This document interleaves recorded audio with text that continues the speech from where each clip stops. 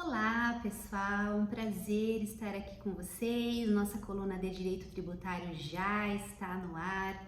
Muito bom poder estar aqui conversando um pouquinho a respeito de direito tributário. Hoje nós vamos conversar sobre uma novidade, uma tese que está aquecendo, os escritórios tributaristas, principalmente por conta da repercussão em relação a trabalhos que fazemos relativos a planejamento tributário, aonde envolve a constituição de holdings patrimoniais, Então, vamos conversar um pouquinho sobre a imunidade do ITBI nas transferências imobiliárias. Pois bem, o que nós temos na prática e para orientar todos os nossos colegas advogados?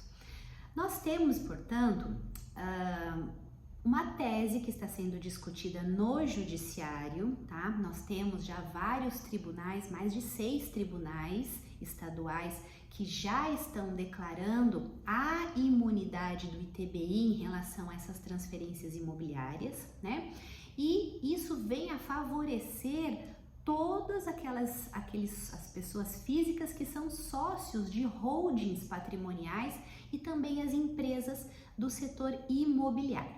Veja só, quando há a integralização de um imóvel, dentro de uma holding ou dentro de uma empresa que opera no setor imobiliário, existiria uma imunidade para o pagamento do ITBI. Ou seja, o sócio constituindo uma holding, ele pode integralizar no capital da empresa imóveis. E essa integralização no capital social estaria imune do recolhimento do ITBI. O que nós temos na prática? Os estados, os municípios, eles insistem no pagamento do ITBI. Isso é fato, Agora, havendo precedentes já em mais de 6 tribunais no estado, no país, falando que existe essa imunidade do ITBI especificamente a esses casos, então a nossa expectativa é que haja efetivamente uma decisão pacificada pelas cortes superiores e que seja favorável aos contribuintes. Nesse sentido, nós temos, para que vocês tenham uma ideia, os tribunais São Paulo, Ceará, Bahia, Minas Gerais, Todos eles já proferiram decisões que seguem a tese levantada pelo ministro Alexandre de Moraes lá do Supremo Tribunal Federal. O entendimento é de que esse benefício constitucional da imunidade, e aqui a gente faz um parênteses, imunidade decorre de texto constitucional, diferente da isenção, ok? Imunidade sempre, obrigatoriamente, parte do texto constitucional. Então, esse benefício constitucional vale também para contribuintes com atividades preponderantemente imobiliárias, na hora da integralização de bens imóveis no capital social dessas holdings, dessas empresas que têm atividade imobiliária. Então, o que temos aqui? Até então, como eu mencionei, existe a exigência do pagamento do ITBI e não havia especificamente uma legislação concreta falando sobre a imunidade do ITBI nessas operações, Da mesma forma como está escrito lá no artigo 37 do Código Tributário Nacional. Essa discussão, ela começou e ela ganhou bastante espaço lá no STF, agora em agosto de 2020, que tratou do assunto de uma forma secundária, ao analisar a imunidade do ITBI prevista na Constituição. Naquele julgamento, os ministros, por maioria de votos, eles decidiram que o benefício ele não alcança o valor dos bens que exceder o limite do capital social a ser integralizado. Esse é o recurso extraordinário 796-376. Porém, o voto que prevaleceu foi o do ministro Alexandre de Moraes e ele reconheceu a extensão dessa imunidade as empresas e fundos dedicados a atividades imobiliárias, que daí envolvem as holdings patrimoniais. Ele entendeu também que não incide o ITBI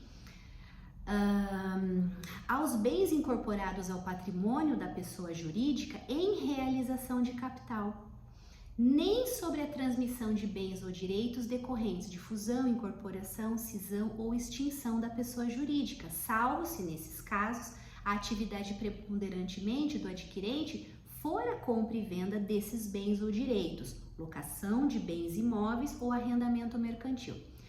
Ao se fazer a interpretação desse dispositivo, o ministro Alexandre de Moraes, ele entendeu que essa ressalva tratada no fim do texto, envolvendo atividade preponderantemente imobiliária, se refere apenas à transmissão de bens e direitos decorrentes da fusão, incorporação, cisão e extinção da pessoa jurídica e, na prática, excluiria a hipótese de integralização de capital.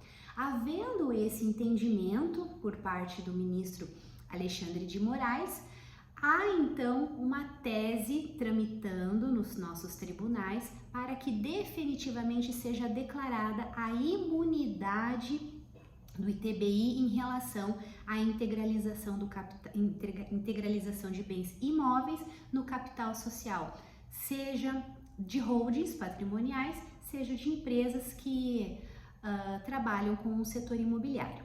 Se essa tese realmente emplacar, nós estamos falando de um impacto financeiro enorme para o setor, né? Porque as empresas, inclusive, que já pagaram nos últimos 5 anos, elas podem pedir a respectiva restituição.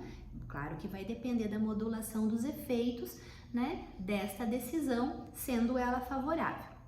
Veja, o imposto ITBI, ele varia com uma alíquota de em torno de 2% e 3% a depender do município, porque o ITBI é um tributo de competência municipal, né? Agora, fica aqui uma orientação. Aquelas empresas que hoje estão nesta situação, o que elas podem fazer? Elas podem ajuizar esse pedido de declaração da imunidade do ITBI, podem depositar o ITBI em juízo, porque a gente vai depender de uma pacificação de entendimento, e se lá na frente esse entendimento for favorável ao contribuinte, então essa empresa pode depois levantar esse depósito judicial ao invés de ficar discutindo um pedido de restituição. E isso realmente vai impactar muito o setor imobiliário, como também isso envolve diretamente nós, advogados tributaristas, que trabalhamos com blindagem patrimonial, com constituição de holdings patrimoniais. E essas holdings, elas podem ser constituídas não apenas dentro de um planejamento tributário, elas podem ser constituídas objetivando planejamento sucessório, né? Uma reorganização societária, né? Um planejamento familiar. Então, são algumas situações que fica aqui a oportunidade para todos os colegas continuarem militando na área tributária. Bom, era isso que eu gostaria de conversar com vocês. Semana que vem a gente vai estar de novo aqui com a nossa coluna de Direito Tributário, tá bom? Um abraço a todos e até a próxima!